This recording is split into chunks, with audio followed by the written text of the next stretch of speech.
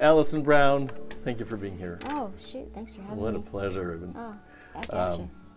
That banjo sounds beautiful. Thank you. You want to talk about that? Let's just start I'd love right to with talk about this it. amazing Yeah, banjo. so anybody who's listening might realize that it sounds a little bit lower than your banjo. And it's There's my first string. yeah, and there's my first string. Yeah. So I've got this banjo tuned to a D chord.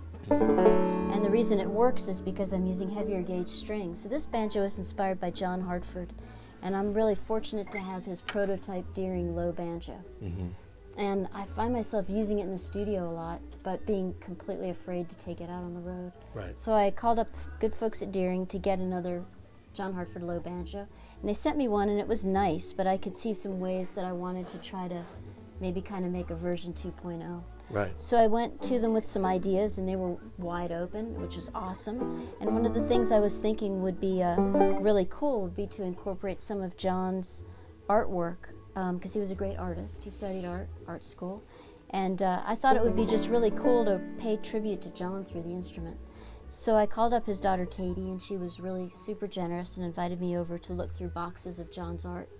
And I picked out some of my favorite sketches of John's, and the amazing folks at Deering turned them into inlays. So I've got a paddle wheeler here, and I like to think of this paddle wheeler as being the Julia Bell Swain. That's the first riverboat that John learned how to pilot on the Mississippi River. And the fellow who taught him how to do that was Captain Trone. He's right here on the 3rd fret. And then I like to think of this girl as somehow being connected to these two elements, the boat and the captain, and I think of her as Julia Bell. And she was actually like a pen and ink sketch that we colorized. Jamie Deering had the great idea to give her red hair, which I love. And then we needed a few more ornaments, So Greg Deering went on Google Earth, zoomed in on the boat in dry dock, and these little ornaments are actually elements from the boat. Just looking at the boat on Google Earth, he pulled these things off the boat, and then this is the smokestack of the Julia Bell. So we call this banjo the Julia Bell. And it's so fun to play a banjo that's tuned low. You play it exactly the same.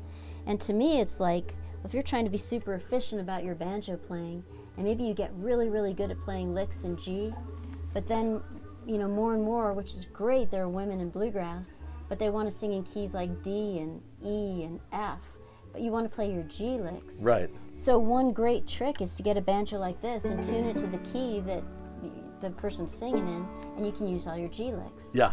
So to kind of keep that roll going, I find, and in the studio too, it's just a great sound to have. Right.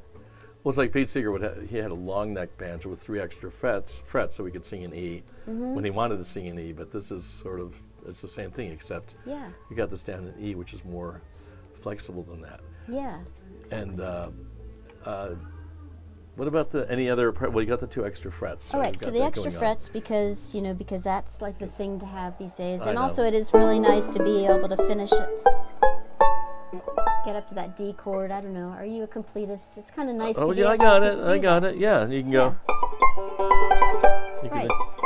can Yeah, do like you can all do that at stuff. cocktail parties just for banjo players, right? Because nobody else like knows why you would want to do ground speed up an octave, but you can do it. So that's one of the custom features. Another is the slightly radiused fingerboard, which I've gotten really used to having, and it just feels so natural under your hand. Right. And another is that I always wanted a banjo that had black binding, because I love the way fiddles look.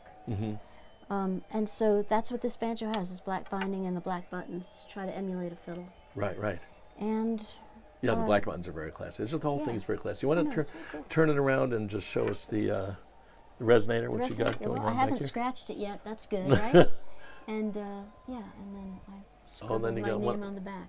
And But I wanted to be on the back. It's very cool. It's like, so how to weave yourself into these instruments. Right. It's kind of a challenge. That's kind of what we did. So.